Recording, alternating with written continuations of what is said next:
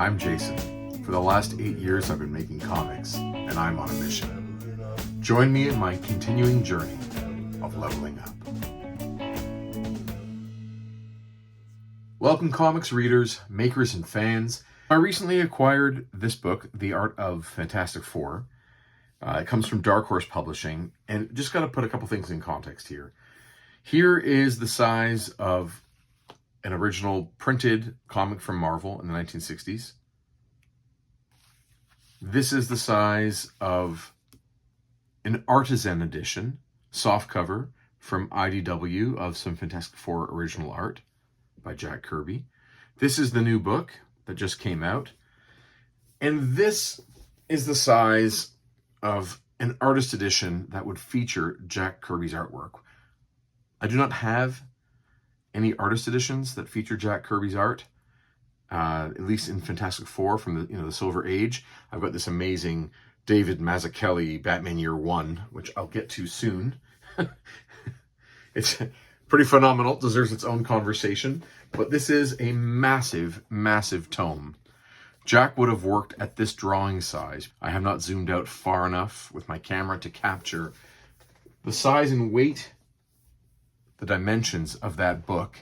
But this is important for conversation because much of the content found here was originally published as, the scans of the original art were originally published by IDW in books that were that size. So I don't have them. I've been able to track down a copy of Jack Kirby's Fantastic Four Artisan Edition, which is a smaller republication of an artist edition at a very manageable bookshelf size. Again, this is a regular size comic, so this fits on the bookshelf nicely. The price point in Canadian dollars, I think, was close to about 60, and it features within it scans of original artwork done in full color, so we can see the pencil smudges, we can see whiteout that's been added, we can see coffee stains once in a while, colored pencil that's been applied for production purposes. We can see notes that Jack Kirby has made in terms of the script that he wanted Stan Lee to then take credit for. I say that facetiously, of course. And we also get to see the aging of the paper. So these are really cool artifacts as reproductions of original art. They're great for study if you want to learn how to draw comics traditionally, or if you're a fan of just that process and want to get a little bit behind the scenes. They're really, really cool. But before I dive in, you can support the channel by reading our books. 7 famous historical figures on a secret fictional mission to save the world. Group of 7 Most Secret Tale. And a team of special operatives or secret agents undercover as frontline army nurses. They defend against the unknown and the unbelievable. Peregrines, Flights, Fiends, and Fisticuffs. Both are written by Chris Sanigan and drawn by me. You can find these books at group7comics.ca in both print and digital formats. There you can also subscribe to our newsletter and stay up to date on upcoming comics, appearances, and episodes. Thank you very much for your support. What we now have here is a different publishing company. This is from Dark Horse. Is printing some of the material that was found in those other IDW artist editions. It's a bit of a hodgepodge, and that's not a criticism. I just mean it's a bit of a mix of things. I remember from an episode of Cartoonist Kayfabe that a book designer named Ian Shalgren sent in his own artist editions that he had put together from scans of artwork online. And there he is, man, edited and designed by. So kudos, Ian. I guess I'm hoping some of the exposure you got from those episodes, or I think it was more than one episode actually of Kayfabe, I'm hoping that exposure helped land you either this gig or put you on the road toward this gig. It's very cool to see, or to learn of those stories where somebody does the work, has the ability, and gets to make such a labor of love as this. So again, not a knock. When I say something is smaller than its original printed size, I'm not criticizing. I got to point out, as you saw before, those artist editions, I showed you the Mazzucchelli Batman Year One, they are unwieldy. You need a table to be able to read them, and it's not easy to store them. I love them. This is something different. This is a manageable book. So here is a Dr. Doom pinup by Jack Kirby, not reproduced at its original size. That's where I'm going with this, is everything has been reduced to fit this beautiful edition, and that's totally fine. In this, we're going to get Jack Kirby pencils with inks by Joe Sinnott, Chick Stone. Is Salt Brodsky an inker? I'm going to learn. Nice introduction by Ryan North, fellow Torontonian. That's very cool. This one, for instance, is in the Jack Kirby Artist Edition, the one that's called Fantastic Four, The World's Greatest Artist Edition, which is the first of the two from IDW.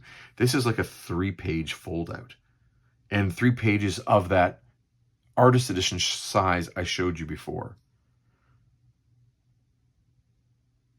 Incredible. So again, we get here reproductions of scans of original art done in full color. So we're getting spots where the tape has left its glue, and it's, non-archival materials, so they don't age nicely with the paper. But getting to see this image, it's transcendent, and it's incredible work. If I'm just talking art for a moment, one of the things I love about this drawing is the beautiful, incredibly intricate inking done with a brush to create these great holding lines on the Silver Surfer, the outlines on Silver Surfer, compared to these super fine lines doing the buildings all around, which I'm assuming is New York City. This is a photostat of the cover of Fantastic Four #1. The original art it's not known to exist.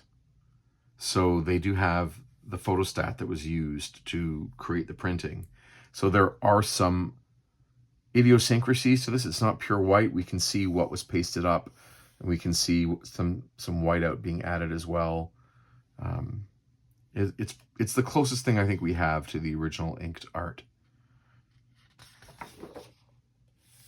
Unused cover for the first appearance of the Black Panther. That's pretty awesome. Cool to think of him having his face partially exposed. Beautiful. And then we do get in this book every single cover of Jack Kirby's run on the Fantastic Four reproduced in some capacity, whether it is the original art being reproduced or a recreation of the cover at a smaller size. Here, of course, you can see the first 5. So it's just a neat encyclopedia of the cover art from the Fantastic Four in that respect.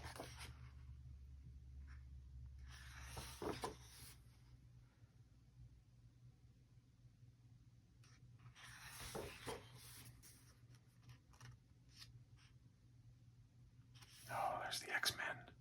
So cool.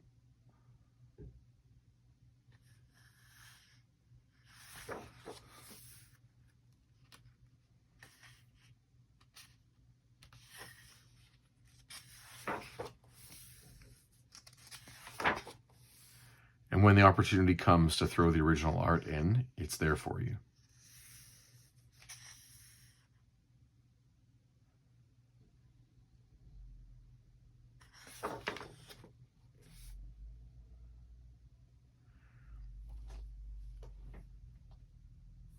There's your Galactus trilogy.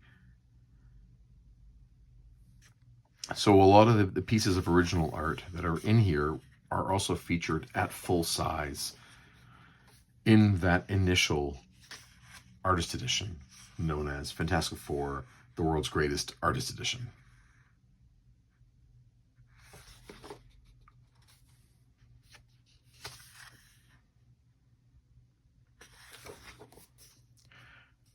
I mean, come on, look at this thing. Phenomenal. It says original art, you know, by Jack Kirby, but is it fair to say that Joe Sinnott is doing inks here? I mean, just the brushwork on all the energy.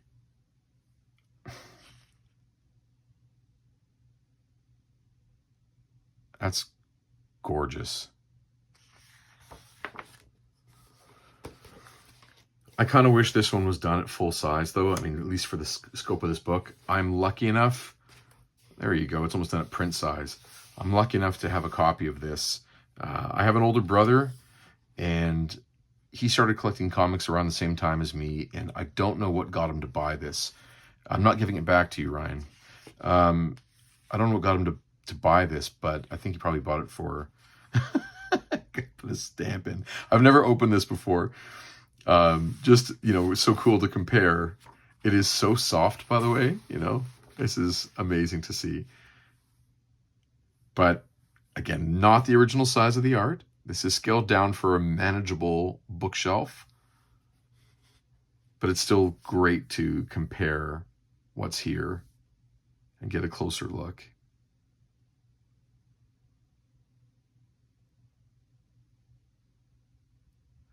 Neat to think like the whiteout just doesn't even show up in any form in the comic for the most part. And these little intricacies in the tech read beautifully.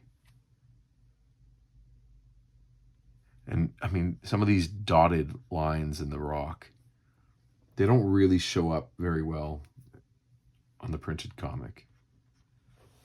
Wow. I do not intend to sit here read the whole thing with you. But, I mean, come on. This is so cool. And, you know, Joe Sinnott, and assuming that that's who, I should look at this. Sorry, one second. It is Joe Sinnott, isn't it? Yes, Joe Sinnott on inks. Joe and Jack, not in that order, Jack and Joe creating this panel. Don't exactly know how it's going to look when it's finished in terms of the printing, in terms of the coloring and printing. But I love that those heavy ink spotting areas. And once you see it in color, like, it's so good. So good. Great work.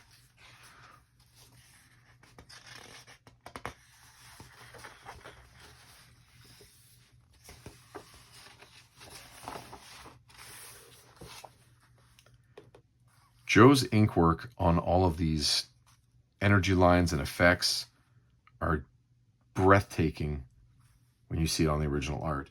I imagine this at full size must be just intoxicating.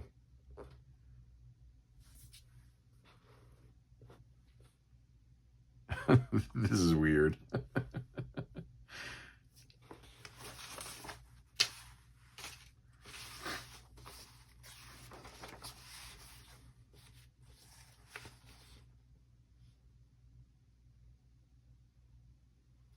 Very cool.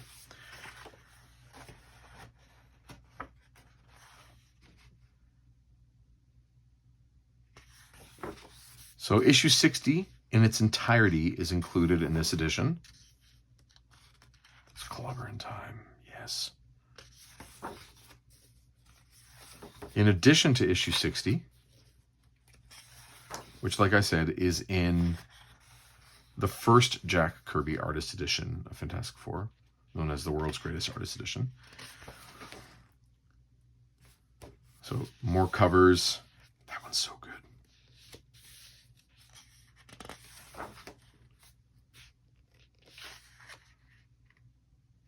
On a side note, you should check out Thomas Patilli's episode about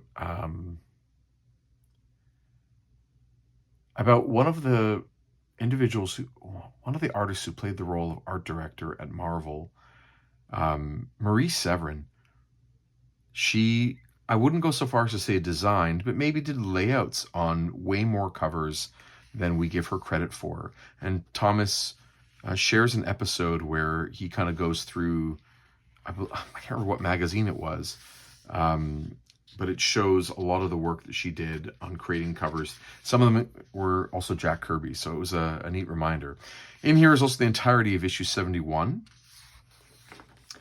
And now, of course, we're into this artisan edition. I'm trying to remember which, right? 71 is in here too.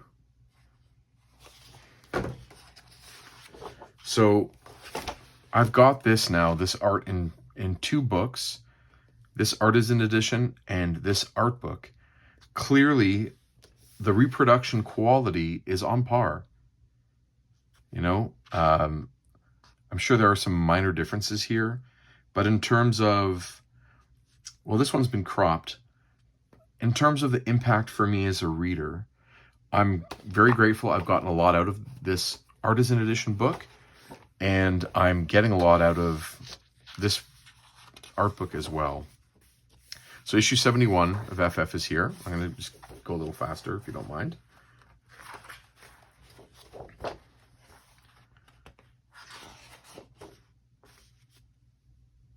Oh my God. Cover of 72, so cool. Look at this.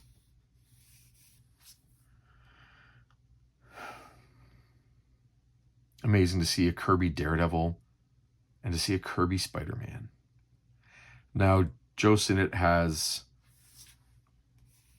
possibly replaced that leg, but has also taken a lot of the Kirby quirks out of that figure. So although, yeah, you know, we're not seeing like raw Kirby on that Spidey, but that one does look good.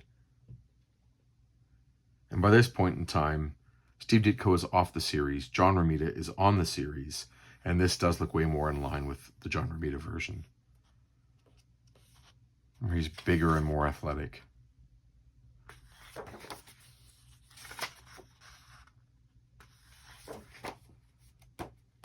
Annual 6 is also featured in the second Jack Kirby Artist Edition, or in this case, the Artisan Edition that I have here. So I've got this one, and cheeky me that I am, I also got the comic book here too, but we're not going to do a flip through. We explored this one at length on another episode of the same show, so I do not want to dwell on it, but just show that it is here for those of you who are interested in potentially getting this book.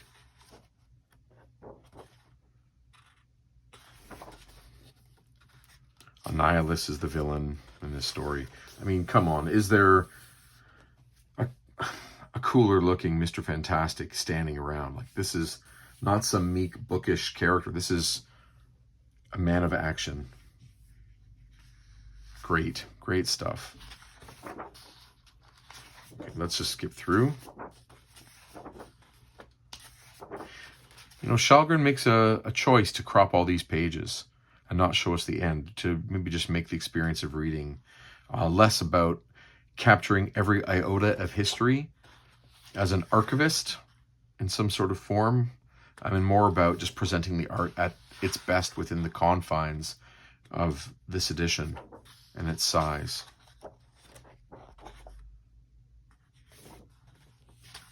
Awesome. Note here, I've talked about this in the last one, where parts of the flame, you know, are changed. You can see the pencil Kirby's laid down, and it hasn't been erased all the way. Really amazing to just see for a minute Jack's pencils on a piece of paper. Although I know it's a reproduction. Another pin up there. You can see the change in style right as this goes back to 63. Torch. How rounded Ben Grimm is, how big he is not.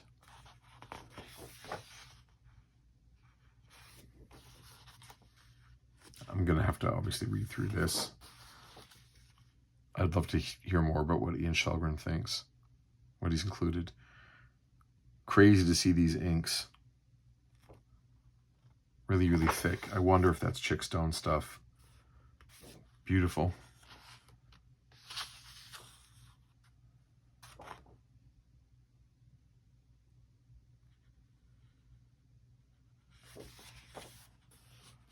And there's Fantastic Four. 82 is here.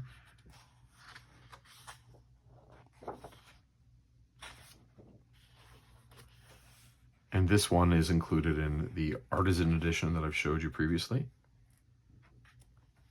And how much work. You get to really see it. It's just, when you see the pages in this form, you can really see how much work and how much effort have gone into these drawings. That at the time, people were not taking seriously. They were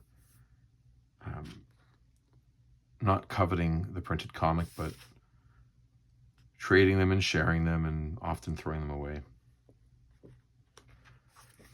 Remember, it's not long before this that America went through a systematic process of destabilizing and destroying much of the comic book industry, and created a stigma around comics that a couple generations have not actually recovered from.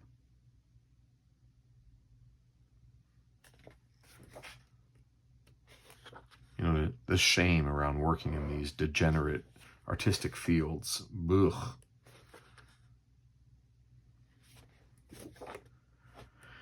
And issue 83 is here. Also included in the artisan edition that I've shown.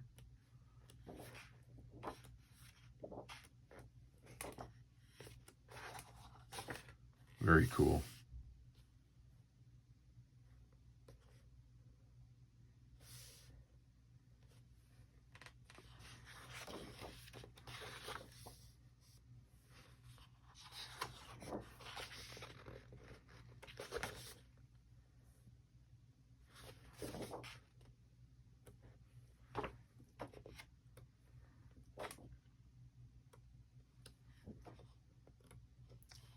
And the remainder of those covers do round out to the end of Jack Kirby's tenure on the series. Of course, he goes to quit working at Marvel for a variety of reasons, mostly, I think, due to compensation in one regard or another, whether it's receiving credit or financial compensation or due respect. I think he was pretty open about wanting to have a staff position as opposed to working for hire, and maybe receiving credit for doing the lion's share of the storytelling and, for that matter, the writing, at least by the end of the run. You can see here that does not look like his work. It says on the cover it's JR, I can see, meaning John Romita, and JV. And off the top of my head, I don't know who JV is. And we get that cool cross-section type schematic almost. This cool Richard Scarry style piece to be included in one of the issues. In the end, if you have the other two artist editions, the full-size artist editions from IDW, there is not significant original art reproduced in this book to probably warrant a purchase. We've got a price tag on here of $79 Canadian, $60 in the US. Those artist editions that I'm referring to will run you over $200 a piece US, and they are out of print. If you have just this artisan edition, you're in a bit of a funny spot like me, where there's some significant redundancies, but 4/5 of what's in here is included in here with significantly more work. Like all those covers, the pinups. So if I have to choose just between these two, I would choose the hardcover Dark Horse Art of Fantastic Four. Like I said, there's significant redundancy between the two. If I ever get the chance to pick up the full-size artist editions of Jack Kirby's work on Fantastic Four. I will be doing that, and I'd be happy to keep this book as well and maybe put it in a spot where friends and guests could find it when they come visit, or I would continue to loan it out to friends that want to have access to these kinds of things. A really beautiful book, and I'm glad I picked it up. You can order this from, of course, your local comic book store. If they don't have it in stock, I picked mine up at Wayside Comics and Cocktails in Newmarket, Ontario, about 30 minutes north of Toronto. Anytime you get to spend looking at Jack Kirby's original art inked by people like Joe Sinnott, it's going to be time well spent. And there's so much to soak up from those experiences that always make me feel very invigorated to draw comics, and really proud to be, practicing some of these techniques, and to, do an homage here or there, copy a little bit of this or that, and, bring a little bit of Kirby's energy and life into the work that I get to do. I hope you get something out of this look inside the art of Fantastic Four, and I definitely have a lot that I pulled out of it and apply to my work as I continue making comics. And I will see you on the next episode of Leveling Up.